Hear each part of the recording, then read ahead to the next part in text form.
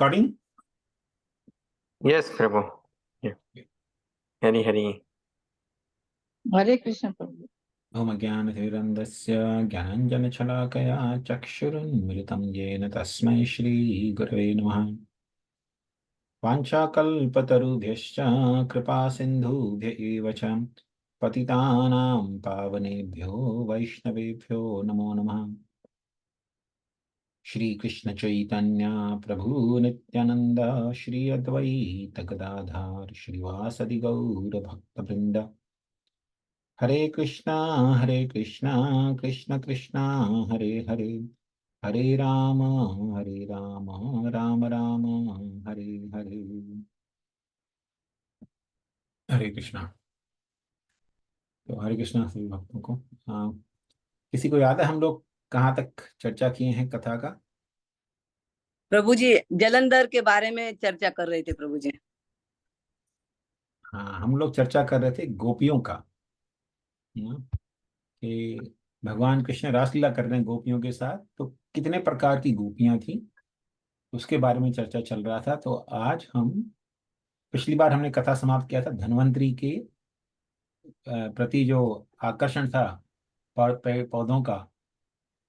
तो वो सब पेड़ पौधे वृंदावन में रास स्थली में भगवान कृष्ण के रासलीला में भाग लेने के लिए जन्म लिए। गलत लिखा। तो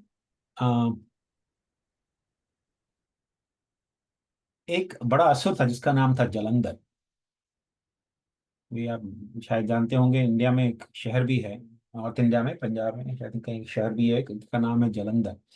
तो ये जलंधर एक असुर था। वो भगवान शिव का अंश रूप था, भगवान शिव से जन्मा था वो। तो बहुत ही शक्तिशाली असुर था, बहुत ही शक्तिशाली था। और उसका विवाह हुआ वृंदा देवी से, जो भगवान विष्णु की परम भक्त थी। वृंदा जो है तुलसी महारानी का ही अवतार है। तो वृंदा देवी भगवान कृष्ण की प्रियसी हैं बहुत ही। तो वो भी यहाँ पे पृथ्वी पर अवतरित हुई थी। तो तभी जलंधर का विवाह हुआ था वृंदा के साथ। और वृंदा अत्यधिक पतिव्रता स्त्री थी।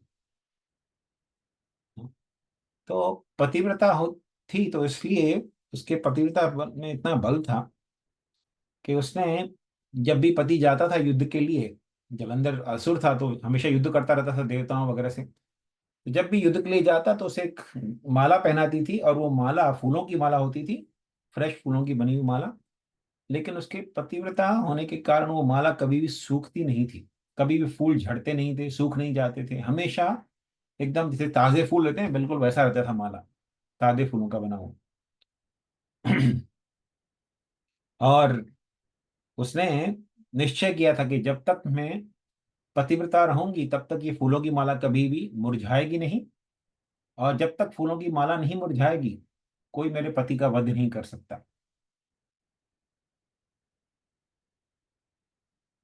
तो ये जलंधर बहुत ही परेशान करता था देवताओं को, यहाँ तक कि इसने भगवान शिव की जो भार्या है माता पार्वती उसका भी अपहरण कर लिया था और उसे कहीं छुपा दिया था, क्योंकि उसे वरदान मिला था कि शिव शक्ति दोनों ही मिलकर उसका वध करेंगे। तो उसने सोचा अगर मैं शक्ति को शिव से अलग कर देता हूं तो मेरा कोई वध नहीं कर सकता। तो उसने माता पार्वती का अपहरण कर कहीं तो छुपा दिया माता पार्वती को, ये सोचते हुए कि अब मेरा वध कोई नहीं कर सकता। लेकिन वो मूर्ख था, उसे पता नहीं था कि माता पार्वती तो इस सृष्टि की निर्माण करता है, सृष्टि करने वाली तो हकीकत में वही है। इस सृष्टि का कोई ऐसा कोना नहीं है जो उनसे छुपा हुआ हो। तो कौन इन्हें छुपा सकता है, क्योंकि उन्होंने ही बनाया सब कुछ इस सृष्टि में, तो कौन उन्हें छुपा सकता है। तो आ, लेकिन फिर भी शिव जी उसका वध नहीं कर सकते, शिव शक्ति दोनों मिलकर उसका वध नहीं कर सकते, क्योंकि वृंदा जो है वो पतिव्रता स्त्री है। और उसके द्वारा दी गई फूलों की माला जलंधर हमेशा पहने रहता था, तो कोई उसका कुछ बिगाड़ नहीं सकता था। तो भगवान विष्णु ने तय किया, क्योंकि वृंदा जो थी भगवान विष्णु की प्रियसी हैं और भक्त हैं भगवान की। और भगवान के धाम में, गोलोक धाम में सदैव कृष्ण की सेवा करती रहती हैं वृंदा देवी। तो भगवान नारायण, भगवान विष्णु जो थे, उन्होंने तय किया कि वृंदा का पतिव्रता धर्म भ्रष्ट करेंगे वो। तो जब जलंधर युद्ध के लिए गया था तो भगवान विष्णु ने जलंधर का रूप धर के वृंदा के महल में प्रवेश किया और फिर वृंदा के साथ क्रीड़ा करने लगे। जैसे पति पत्नी क्रीड़ा करते हैं, तो वृंदा उनकी सेवा कर रही थी अच्छे से। तो वृंदा के महल में जितनी दासियां थी, जो वृंदा की सेवा जलंधर की और वृंदा की दासियां थी, वो सब ने जब देखा कि वृंदा इतनी अच्छे से सेवा कर रही है भगवान विष्णु की, हालांकि वो जलंधर का रूप धरे हुए था लेकिन वो भगवान विष्णु थे, तो विष्णु की सेवा करते देखा उसने वृंदा को, तो सोची कि काश हम भी ऐसे सेवा कर पाते नारायण की, जैसे वृंदा सेवा कर रही है। तो वृंदा को तो हालांकि नारायण दिख रहे थे, लेकिन दासियों को नारायण, वृंदा को तो हालांकि जलंधर दिख रहा था, लेकिन दासियों को नारायण दिख गए। तो उनका आकर्षण बढ़ गया नारायण के प्रति, कि वृंदा कितनी भाग्यशाली है, वो भगवान नारायण की इस प्रकार सेवा कर पा रही है, काश हम भी कर पाते।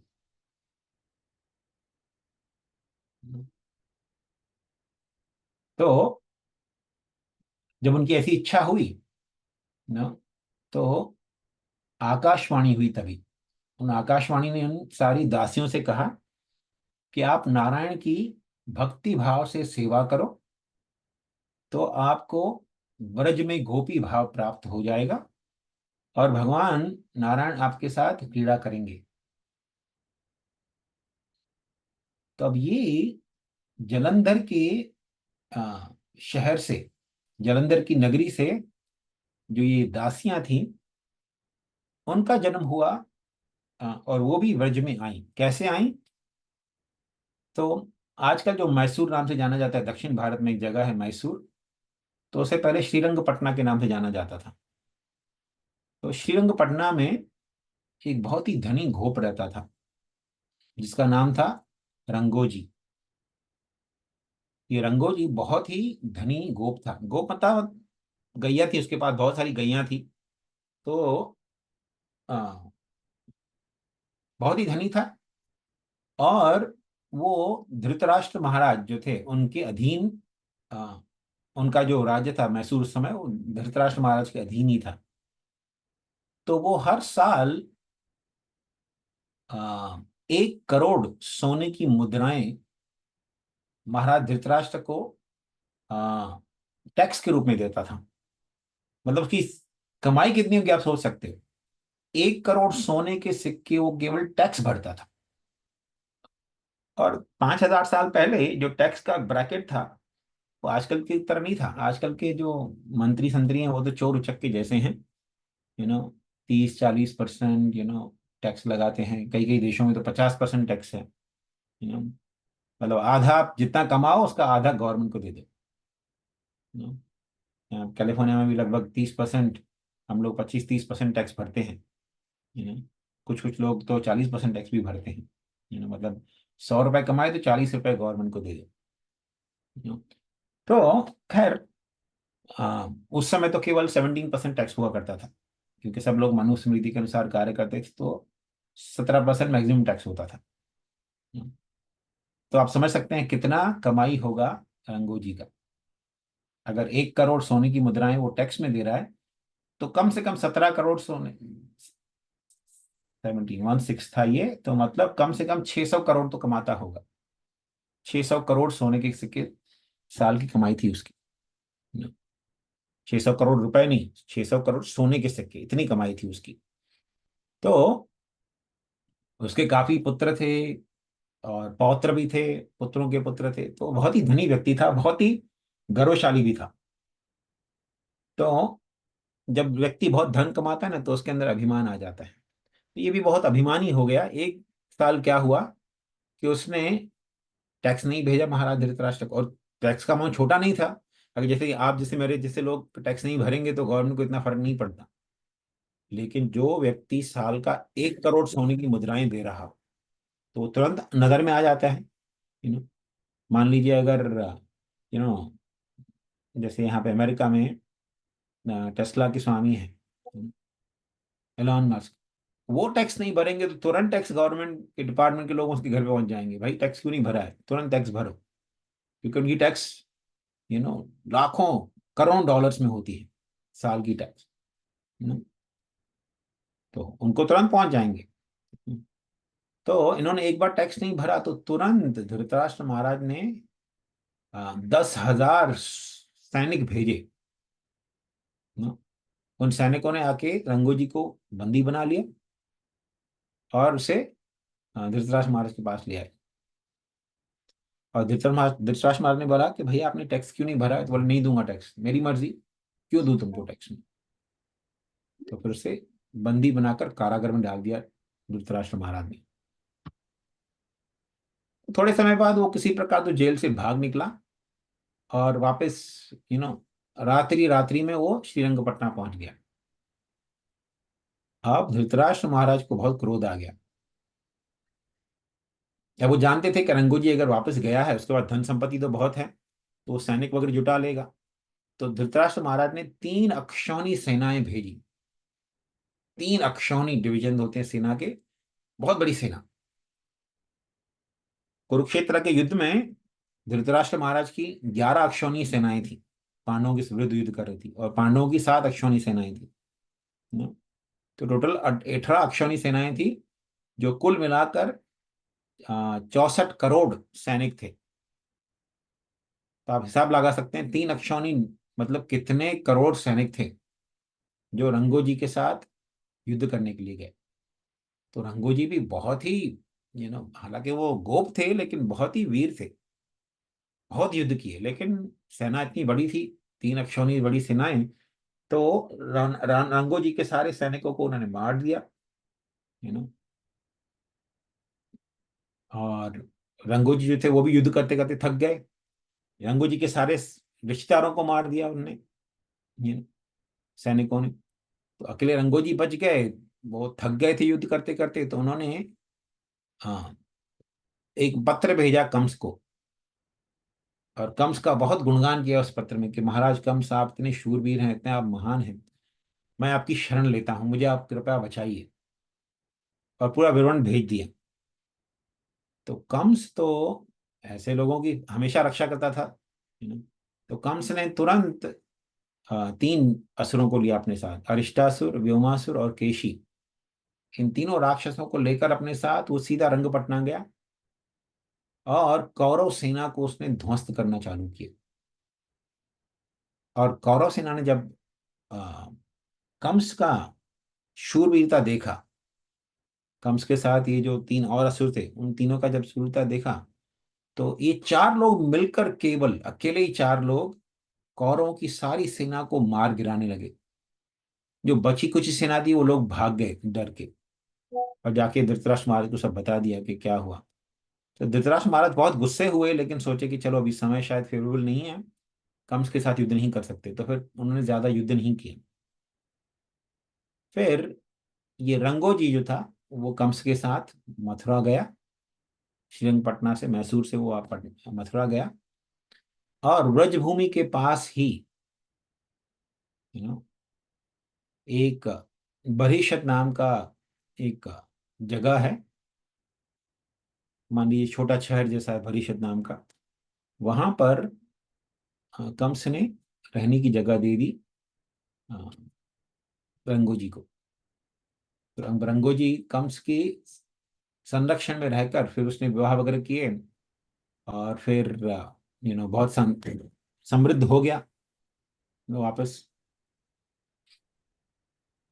और भगवान हरि की कृपा से ये सारी जलंधर के महल की जो दासियां थी वो सब की सब रंगोजी की पत्नियों के गर्भ से जन्म लिया उन्होंने। ये सब गोपियां बनी रंगोजी के पत्नी के गर्भ में जन्म लेकर। और बाद में इन गोपियों ने विवाह किया ब्रज के कई गोपों के साथ। ब्रजभूमि में जितने गोप रहते थे उनके साथ उन्होंने विवाह किया, लेकिन उनका आकर्षण जो था भगवान श्याम सुंदर के प्रति था। तो भगवान कृष्ण ने उनके साथ भी रासलीला रचाया। चैत्र के महीने में उनके साथ रासलीला रचाया था भगवान श्री कृष्ण ने। फिर मत्स्य, जब भगवान मत्स्य के रूप में अवतरित हुए थे, हम जानते हैं भगवान मत्स्य के रूप में अवतरित हुए थे, और उन्होंने अ, महाराज, क्या नाम था कि महाराज सत्य,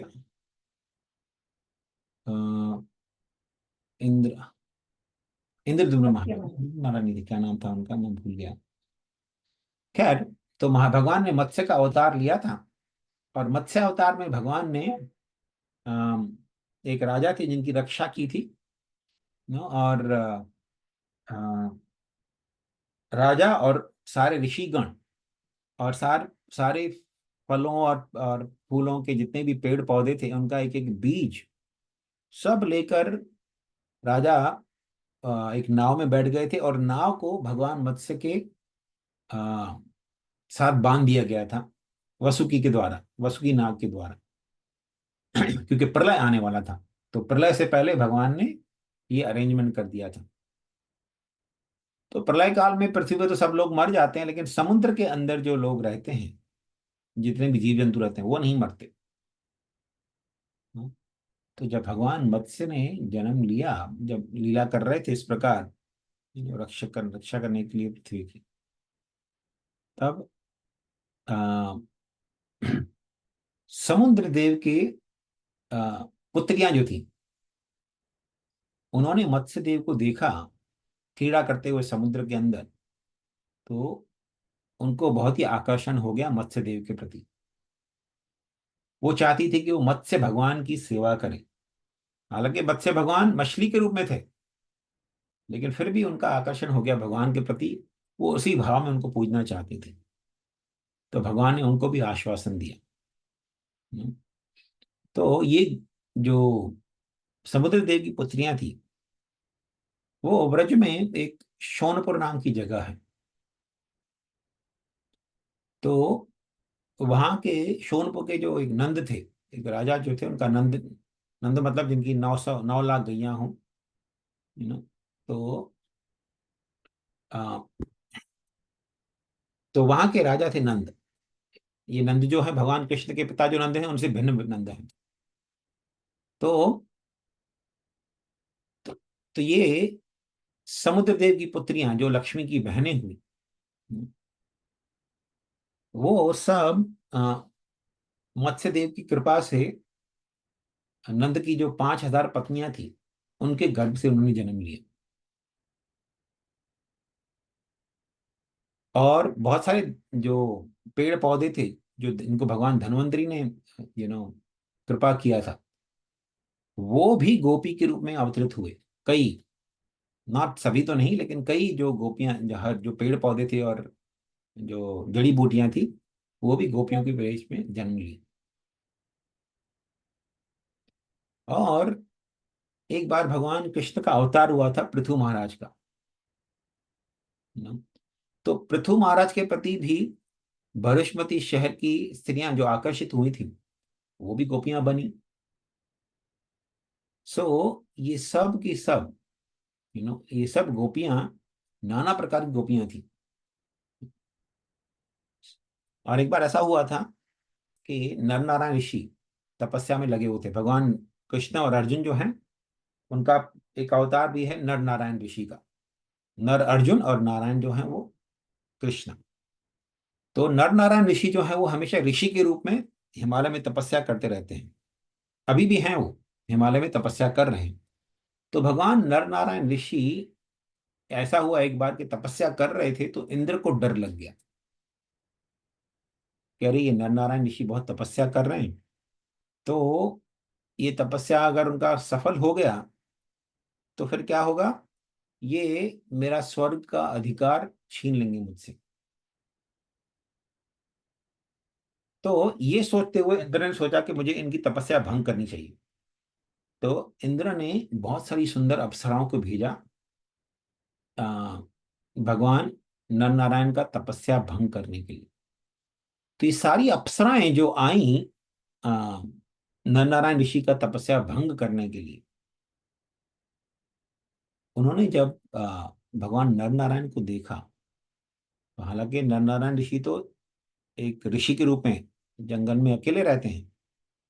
लेकिन सारी इस अप्सराओं का मन हो गया कि हम नर नारायण ऋषि को अपने पति के रूप में स्वीकार कर पाए। तो नर नारायण ऋषि ने उनको आश्वासन दिया कि ठीक है, जब मैं कृष्ण के रूप में अवतार लूंगा तब आप सबकी इच्छा पूर्ण करूंगा। तो ये नर नारायण ऋषि के प्रति जो आकर्षित हुई अप्सराएं थी, वो भी गोपियां बनी। और जब भगवान वामन देव लीला कर रहे थे, जब भगवान वामन देव ने बलि महाराज से 3 पग भूमि मांगकर सब कुछ ले लिया था उनसे। 2 पग में उन्होंने पूरी ब्रह्मांड को नाप लिया। तो बाद में बलि महाराज के पास को रह ही नहीं गया कुछ देने के लिए। तब भगवान वामन देव ने उनको डांटा था कि तुमने तो मुझे 3 पग भूमि देने का वचन दिया था, अभी तो तुमने केवल 2 ही पग दे पाए हो, सब कुछ तुम्हारा लुट गया, अब तीसरा पग कहाँ पे रखूं। तो भगवान वामन देव से बलि महाराज ने कहा कि भगवान, आपने मेरा सब कुछ तो ले लिया, लेकिन मैं जो इनका सब कुछ का स्वामी था, इन सब चीजों का स्वामी था, वो तो अभी भी आपसे स्वतंत्र हूं। तो ऐसा करिए, आप तीसरा पग जो है मेरे सर पे रख दीजिए।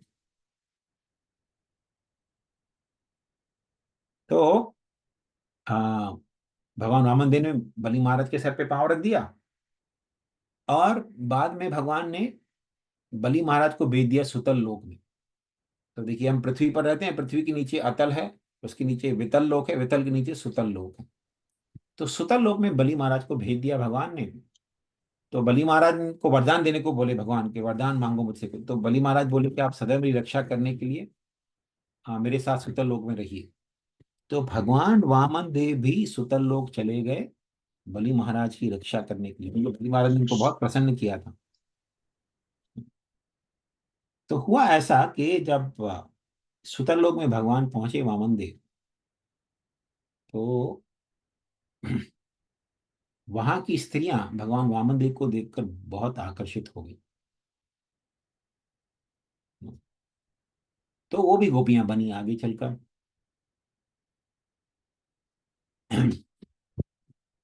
और दुर्वासा मुनि ने इन सभी गोपियों को एक कृष्णा पंचांग नाम का एक स्तोत्र सिखाया, जो यमुना देवी का गुणगान है। और बोले कि आप यमुना की उपासना करिए, तो यमुना की उपासना के द्वारा आप कृष्ण को प्राप्त कर लोगे। तो इन गोपियों ने भगवान कृष्ण की कृपा प्राप्त करने के लिए यमुना को पहले यमुना देवी का उन्होंने यजन किया था इस कृष्णा पंचांग के स्तोत्र के द्वारा।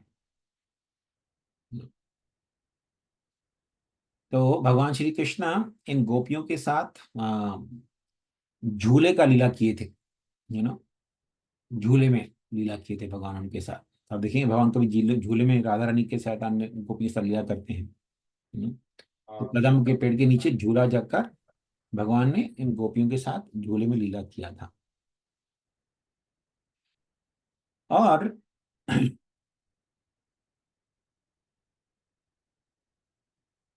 बृहस्पति के जो अ,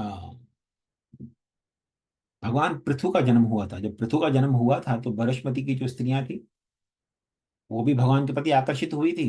तो अत्रि मुनि ने उनको आ, एक उपाय बताया, न, जिसके द्वारा वो भगवान को पति के रूप में प्राप्त कर ले। तो अत्रि मुनि ने उनसे कहा कि आप भूमि देवी का यजन कीजिए अपने मन के द्वारा, अपने मन ही मन भूमि देवी का उपासना कीजिए, तो भूमि की कृपा से आपको भगवान की कृपा प्राप्त हो जाएगी। तो स्त्रियों ने वही किया था, और इसलिए वो बाद में गोपियां बनी ब्रजभूमि में।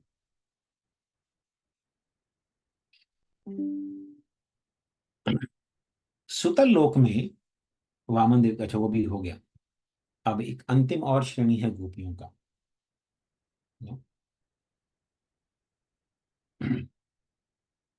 ये देखिए, पृथ्वी, ये जो पूरा जो ब्रह्मांड है, ब्रह्मांड में सबसे ऊपर का लोक जो है सत्यलोक कहते हैं। उसके नीचे तपोलोक है, अ, और महरलोक है, फिर जनलोक है, फिर स्वर्गलोक है, उसके नीचे भूवर लोक है, और ये जहां पर हम रहते हैं इसे भूलोक कहते हैं। तो ये 7 ऊपर के लोक हैं।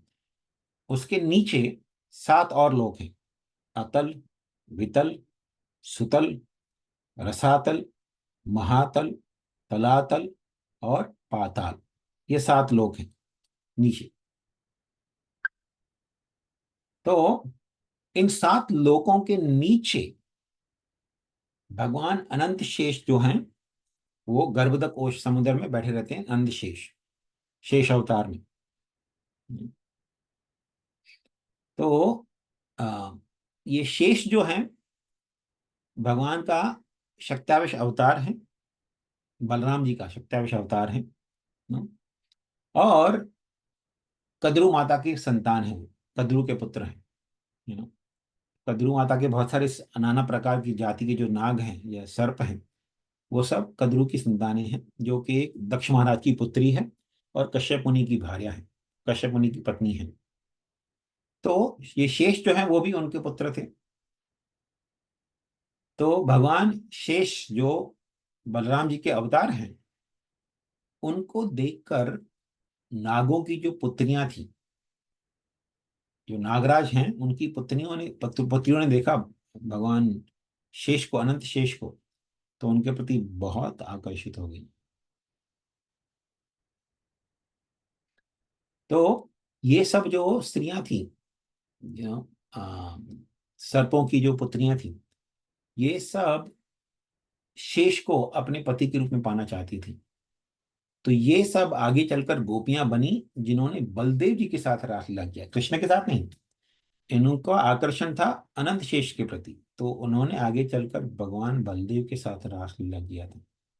तो कृष्ण की अपनी गोपियां हैं और बलदेव जी की अपनी गोपियां। तो बलदेव की जो गोपियां थी वो ये स्त्रियां थी, नागराज की पुत्रियां, जो अनंत शेष के प्रति आकर्षित हो गई थी। तो इस प्रकार ये नाना प्रकार की जो स्त्रियां थी, जो नाना प्रकार के ऋषि मुनि गण थे या स्त्रियां थी, जिन्होंने जन्म लिया गोपी के रूप में ब्रजभूमि में। तो आप अंदाजा लगा सकते हैं, जब हम भगवान कृष्ण की पेंटिंग देखते हैं ना, तो उसमें केवल 2-4 गोपियां पेंटेड होती हैं और भगवान कृष्ण होते हैं उनके बीच में। 2-4 गोपियां नहीं थी, करोड़ों की संख्या में गोपियां थी। नाना प्रकार के जो ऋषि मुनि गण थे या ये जो स्त्रियां थी जो भगवान के प्रति आकर्षित हो गई थी, ये सब गोपी के रूप में अवतरित हुए थे। करोड़ों, असंख्य की संख्या में थी ये सारी गोपियां, और भगवान इन सभी के साथ रासलीला करते थे। तो हम समझ सकते हैं भगवान कितने रसिक शिरोमणि हैं। तो इसके साथ हम आज का कथा ही समाप्त करते हैं। आई थिंक हिरेन प्रभु कोई प्रश्न था, तो हिरेन प्रभु आपका कोई प्रश्न था तो उस प्रश्न को पूछ सकते हैं। Prabhu, I don't think he has joined, वो अब आए नहीं है। अच्छा, वो आए नहीं है, ठीक है। हाँ। तो फिर हम कथा आगे करते हैं। अम, तो हम कथा कर रहे थे भगवान के रासलीला का, कि किस प्रकार भगवान रासलीला कर रहे थे और रासलीला स्थली से भगवान वो लुप्त हो गए, गायब हो गए, क्योंकि गोपियां जो हैं बहुत ही अभिमानित हो गई थी कि भगवान हमारे साथ इतनी सुंदर लीला कर रहे हैं। जो भगवान सर्वलोक महेश्वर हैं, सारे लोकों के स्वामी हैं, और आध्यात्मिक और भौतिक जगत के एकमात्र अकेले अ, स्वामी हैं, वो हमारे साथ लीला कर रहे हैं। तो जब गोपियों के अंदर ये भाव आ गया, तो भगवान उनकी आंखों से ओझल हो गए। लेकिन भगवान ओझल तो हो गए ना, कहीं जाके वन में छुप गए ना। और ये सारी गोपियां जो हैं, ये लगभग पगला गई। पगला गई मतलब उनको इतना स्नेह था भगवान के प्रति कि वो सोच रही थी कि भगवान कहाँ चले गए। तो लगभग, मतलब जैसे पागल हो जाता है ना व्यक्ति, उस पागलपन की तरह वो वन में भगवान को खोजने लगी। अब देखिए, रात्रि के समय सब लोग आए थे वन में, ये सारी गोपियां और भगवान कृष्ण रात्रि के समय आए थे। पूर्ण चंद्रमा था आकाश में, लेकिन ये सब वन के अंदर है, ब्रजभूमि के वन के अंदर है ये, you know। तो वन के अंदर ये भगवान को ढूंढने लगी। और जैसे देखिए, कोई व्यक्ति अगर किसी को ढूंढता है तो शायद न्यूज़पेपर में छपाएगा कि अरे आपने इसको देखा है कहीं, ये पता व्यक्ति लापता हो गया है, यू नो या शायद न्यूज़ वगैरह में डालेगा टीवी चैनल पे, यू नो लेकिन गोपियां, कैसा पागलपन था उनका, यू नो वो वहां हर एक पेड़ के पास जाकर एक एक पेड़ से पूछ रही है, अरे अश्वत्थ के पेड़, ओ प्लक्ष के पेड़, ओ न्यग्रोध के पेड़, क्या तुमने कृष्ण को देखा है? जो नंद महाराज का जो ये लड़का है, ये हमारा हृदय चुरा कर पता नहीं कहाँ गायब हो गया है। अपनी मीठी मुस्कान से अपनी दृष्टि हमारे ऊपर डालकर हमारा हृदय चुरा कर ले गया और कहीं छुप गया है जाके, तुमने कहीं देखा है उन्हें? अरे कुरबक के पेड़, ओ अशोक के पेड़, ओ नाग और पुनाग के पेड़, ओ चंपक के पेड़, पेड़ होते हैं अलग अलग प्रकार के, ये सब पेड़ों की जातियां, ये सब सुगंधित फल या फूलों वाले पेड़ होते हैं। तो उनसे पूछ रही है कि क्या आपने बलराम के छोटे भाई को देखा है, जिसकी मुस्कान कितनी भी कोई घमंडी स्त्री क्यों ना हो, भगवान कृष्ण की मुस्कान उसके घमंड को चूर चूर कर देती है। क्या आपने उसे यहां से जाते देखा है क्या? पेड़ों से पूछ रही है। लेकिन पेड़ तो पेड़ हैं, कुछ उत्तर नहीं दे पाते। हालांकि भगवान कृष्ण के धाम में पेड़ भी बोल सकते हैं, लेकिन लीला कर रहे हैं पेड़ भी भगवान के साथ, तो पेड़ों की तरह बिल्कुल चुप रहे, कुछ बोले नहीं। तो गोपियों को लगा ये पेड़ जो है ना, ये भी भगवान कृष्ण की तरह पुरुष ही है ना, तो पुरुष का ही साइड लेगा, तो स्त्री का साइड क्यों बताएं, क्यों क्यों बताएंगे कृष्ण कहाँ चले गए? इसीलिए ये लोग चुप हैं। तो फिर वो पूछने की तुलसी को, तुलसी का पौधा था वहां, बोले हे तुलसी, क्योंकि तुलसी तो स्त्री है, तू तो कृष्ण को बहुत प्रिय है, यू नो और तुझे कृष्ण के चरण बहुत प्रिय हैं, क्योंकि तू सदैव कृष्ण के चरणों में बैठे होते, क्योंकि देखिए भगवान कृष्ण के चरणों में हमेशा हम तुलसी के पत्ते या तुलसी के फूल लगाते हैं। तुलसी के अंदर फूल भी आते हैं, जैसे मंजरी कहते हैं, तो मंजरी भी भगवान को अर्पित करते हैं भगवान के चरणों में। तो गोपियां कहने लगी तुलसी को कि तुलसी देखो, तुम तो कृष्ण को बहुत प्रिय हो और कृष्ण के चरण तुम्हें बहुत प्रिय हैं, क्योंकि तुम सदैव कृष्ण के चरणों में रहती हो। तो क्या आपने भगवान अच्युत को यहाँ से जाते हुए देखा है? आपके फूलों की माला पहनकर, मतलब तुलसी मंजरियों की माला पहनकर, जिसके ऊपर मधुमक्खियां भिन भिनाती रहती हैं, क्या उन भगवान अच्युत को आपने यहाँ से जाते हुए देखा क्या? देखा, तुलसी भी उत्तर नहीं दे रही है। तो फिर दूसरी जाति के जो क्या कहते हैं, अ, लताएं हैं, है ना।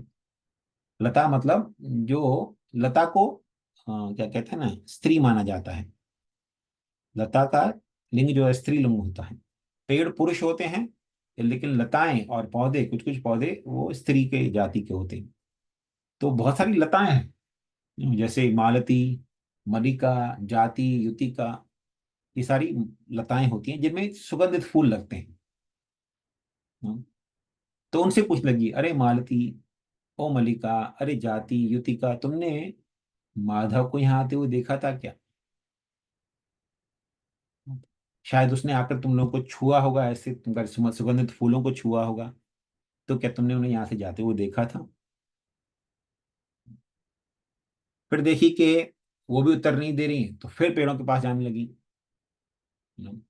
बोली, ओ च्युता, ओ प्रियाल के पेड़, ओ पनस के पेड़, ओ आसन के पेड़, ओ कोविधार, ओ जाम्बू के पेड़, अरे बिल्व के पेड़, बकुल के पेड़, ओ अर्क के पेड़, अमर के पेड़, आम के पेड़, ओ कदम्ब के पेड़। इस प्रकार सारे पेड़ों को ऐसे बुलाने लगी, ओ कदम के पेड़, ऐसे बुलाने लगी पेड़ों को। जब वो बोलने लगी कि सुनो, इन सारे पेड़ों को बोल के लगी कि सुनो, आ, आप सब जो यहाँ यमुना के तट पे आ, रहते हो, मतलब सारे यमुना के तट पे थे ये सारे पेड़, तो आप जो है, आपका जो अस्तित्व है वो तो केवल दूसरों का भला करने के लिए। देखिए पेड़ जो होते हैं ना, हमेशा दूसरों के लिए जीते हैं। वो हमेशा दूसरों को फल देते रहते हैं, फूल देते रहते हैं, पत्ते देते रहते हैं, और छाया भी देते रहते हैं। कई कई पेड़ जो होते हैं फल और फूल नहीं देते, तो कम से कम छाया देते हैं। शास्त्रों में ऐसी भी कहा गया है कि पेड़ दो जाति के पेड़ होते हैं, एक शुभ पेड़ होते हैं, एक अशुभ पेड़ होते हैं। तो शुभ पेड़ मतलब जो कम से कम छाया दे, अगर फल फूल और पत्ते उसके इस्तेमाल में लाए जा सकते हैं तो और भी शुभ है ये, है ना। जैसे देखिए, कई पेड़ होते हैं जिनका हर एक चीज मूल्यवान होता है। जैसे आमलाकी का पेड़ है, आमलाकी के पेड़ में आंवला के पेड़ होते हैं, और जो फ्रूट होते हैं, फल होता है, वो बहुत ही अमृत के समान होता है। नाना प्रकार की बीमारियों को ठीक कर सकता है, और वो भगवान कृष्ण को बहुत प्रिय है। जैसे तुलसी भगवान को प्रिय है, वैसे ही आंवला की भगवान को बहुत प्रिय है। तो आंवला का पेड़, आंवला के पत्ते, आंवला की लकड़ी जो होती है वो भी बहुत शुभ मानी जाती है। तो उसी प्रकार ये जो पेड़ हैं, प्रियाल के, च्युत, पानस वगैरह के जो पेड़ हैं, ये भी शुभ पेड़ माने जाते हैं। बकुल का पेड़, बिल्व, बिल्व के पत्ते हम भगवान शिव जी को या भगवान विष्णु को चढ़ाते हैं, यू नो। और बिल्व का फल बनता है, उसका जूस वगैरह बनता है अच्छे से, यू नो। और बिल्व के पेड़ के नीचे बहुत अच्छी सुंदर छाया भी होती है, छाया देते हैं पेड़। तो दो जाति के पेड़ होते हैं, एक शुभ पेड़ होता है, एक अशुभ पेड़ होता है। शुभ पेड़ मतलब जो फल दे, फूल दे, यू नो, या कम से कम छाया दे, लोग उसके नीचे बैठ सकें। अब जैसे देखिए बबूल का पेड़ है, उसमें फल फूल तो कुछ इस्तेमाल नहीं कर सकते, लेकिन उसके नीचे बैठ के छाया भी नहीं ले सकते, क्योंकि वो कटीला झाड़ होता है पूरा। उसके नीचे कांटे पड़े रहते हैं, उसके जब कांटे झड़ते हैं तो कांटे नीचे गिरते रहते हैं, तो उसके नीचे आप छाया में भी नहीं बैठ सकते। तो बबूल का जो पेड़ है वो बहुत अशुभ माना जाता है ना। तो ये सारे पेड़ जो है शुभ थे। अच्युत के जो थे, प्रियाल, पनस, बिल्व, अर्क, जम्बू, बकुल, आम, आम के पेड़, कदम के पेड़, ना। आम का पेड़ भी बहुत शुभ माना जाता है। आम का फल तो होता है, कच्चा हो या पका फल हो, बहुत शुभ होता है। आम के पत्ते जो होते हैं वो भूत प्रेत इत्यादि को भगाते हैं। आम के पत्ते जो होते हैं, आम के पेड़ के जो पत्ते होते हैं, वो बिच्छू के डंक को सुधारने के लिए, किसी को बिच्छू ने डंक मार दिया, उसके ऊपर पेड़, जो आम के पेड़ के पत्ते जो होते हैं उसका रस निकाल कर डाल दो, तुरंत राहत मिल जाती है। तो ये सब शुभ पेड़ माने जाते हैं। तो गोपियां उनसे कहने लगी कि सुनो, तुम यमुना के तट पे जन्मे हो और तुम्हारा पूरा जीवन जो है दूसरों की भलाई करने में ही लगा रहता है, तो हम गोपियों का मन जो है वो चुरा ले गए हैं कृष्ण। क्या हमारा थोड़ा भला करोगे, बताओगे कृष्ण कहाँ गए हैं? लेकिन वो पेड़ भी कुछ नहीं बोले। तो फिर भूमि देवी को पूछने लगी कि चलो शायद पेड़ों को तो पता नहीं होगा कहाँ चले गए, एक बार उनके सामने आके चले गए होंगे, पता नहीं कहाँ चले गए, उन्होंने देखा नहीं होगा। फिर भूमि से पूछी, बोली भूमि, तुमने पता नहीं किस प्रकार की तपस्या की है कि भगवान केशव के चरण कमल सदैव तुम्हें छूते रहते हैं, इस क्षण भी भगवान के चरण तुम्हें छू रहे हैं, और इसीलिए तुम्हें बहुत आनंद आ गया है, और तुम्हारा आनंद हमें दिख रहा है। तुम्हारे पूरे शरीर पर ये जो पेड़ हैं, नाना जाति के अच्छे अच्छे पेड़ जन्म लिए हैं, ये मानो तुम्हारे बाल हैं शरीर के जो खड़े हो गए हैं, यू नो। इतने आनंद में हो तुम कि तुम्हारे शरीर के बाल खड़े हो गए हैं। तो तुम्हारा कितना भाग्य है, कितना अहोभाग्य है तुम्हारा। तुम बहुत सुंदर लग रही हो इन सुंदर सुंदर पेड़ों के साथ, और भगवान केशव के चरण कमलों के चिन्ह तुम्हारे ऊपर हैं, तुम इससे बहुत सुंदर प्रतीत हो रही हो। तो तुम्हारा अहोभाग्य है। लेकिन तुम्हारा अहोभाग्य अभी है कि पहले से भी है तुम्हारा अहोभाग्य, यानी, क्योंकि भगवान पहले वामन देव के रूप में जन्म लिए थे, उन्होंने भी तुम्हारे ऊपर अपने पैर रखे थे। तो इस प्रकार आ, जो भगवान थे, जो जो गोपियां थी वो गुणगान कर रही हैं पेड़ों के, और भूमि देवी को इस प्रकार गुणगान करके पूछ रही हैं कि क्या तुमने भगवान को देखा है? तुम बता सकती हो कि भगवान श्री कृष्ण कहाँ पर है? फिर भूमि देवी का भी उत्तर नहीं आया, तो फिर वो हिरणों से पूछने लगी, हिरनी से, हिरणों से नहीं, हिरनी से, क्योंकि हिरन तो फिर बोले पुरुष है तो ये नहीं बताएगा, हिरनियों से पूछने लगी, अरे हिरनी, क्या तुमने अच्युत को यहाँ जाते हुए देखा? और पूछ रही है कि अच्युत के साथ साथ क्या तुमने राधा को भी देखा यहाँ से जाते हुए? क्योंकि अभी जब गोपियां चलने लगी वन में भगवान को खोजते हुए, देखा कि भगवान कृष्ण के चरण कमल तो थे ही, उनके साथ साथ दो चरण कमल के चिन्ह और थे, चार चिन्ह दिख रहे थे उन्हें। तो अब समझ गई कि कृष्ण हम सबको तो छोड़ के चले गए, लेकिन एक गोपी को, राधिका को अपने साथ ले गए हैं, तो अकेले नहीं गए हैं ना। हम सब के अंदर अभिमान आ गया तो हमें छोड़ के चले गए, लेकिन राधा रानी को अपने साथ ले गए, क्योंकि राधा रानी के अंदर अभिमान नहीं आया है।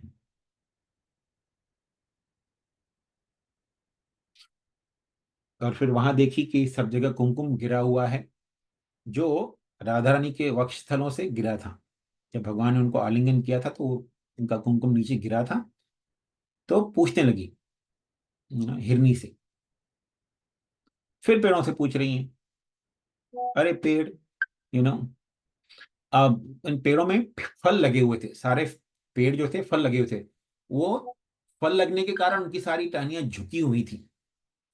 तो उन पेड़ों को बोल रही कि पेड़, हम देख रहे हैं कि तुम झुके हुए हो, क्योंकि जब बलराम के छोटे भाई यहाँ से गुजरे होंगे, यहाँ से जा रहे होंगे, यू नो और उनके पीछे पीछे मधुमक्खियां जा रही होंगी, क्योंकि उन्होंने तुलसी की माला पहन रखी होगी, तो तुलसी के पीछे पीछे उस उन फूलों का रस लेने के लिए मधुमक्खियां उनके पीछे पीछे जा रही होंगी। तो तुम लोगों ने उनको प्रणाम किया होगा। तो क्या भगवान कृष्ण ने तुम्हारे प्रणाम को स्वीकार किया था? तुम्हें कुछ बोले? तुम्हारे ऊपर दृष्टि वगैरह डाली थी भगवान ने? अब गोपियां चतुर हो गई, बोली ऐसे तो पूछ नहीं बता रहे हैं, अभी ऐसे पूछते हैं कि तुम्हारे को भगवान ने कुछ तुम्हारे साथ वार्तालाप किया था क्या, या तुम्हें कुछ तुम्हारी तरफ देखा था क्या, तो शायद बता देंगे। बोली उनका एक हाथ तो राधा रानी के कंधे पे रहा होगा, दूसरे हाथ से तुम्हें छुआ होगा, तुम्हारे क्या कहते हैं, पत्तों को या फूलों को छुआ होगा। तो कृपया बताओ, तुमने देखा क्या कृष्ण को? और फिर पौधों को वापस पूछ रही हैं, कृष्ण के बारे में, राधा रानी के बारे में। इस प्रकार पागलों की तरह गोपियां सबको पूछने लगी, पेड़ पौधों को, हिरणों को, सारे जो वन जंगल में जो जानवर दिखे दूसरे, जो फिरोशियस नहीं थे जानवर, उन सब से पूछ रही हैं, बिना किसी भय के निर्भय होकर वन में पागलों की तरह घूम रही थी, और कृष्ण के बारे में सबसे पूछ रही थी। अब आगे क्या होता है उसका चर्चा हम अगले हफ्ते करेंगे। ठीक है, तो किसी कोई प्रश्न वगैरह तो पूछ सकते हैं।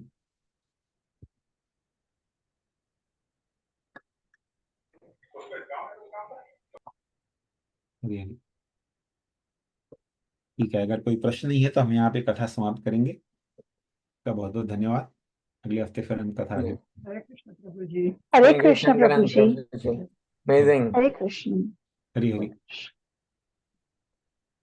श्री प्रभु की जय हो। जय जय। Thank you very much Mayapur Bihari for giving me a chance to serve all. Thank you Prabhu ji. Hare Krishna. Hare Hare Hare.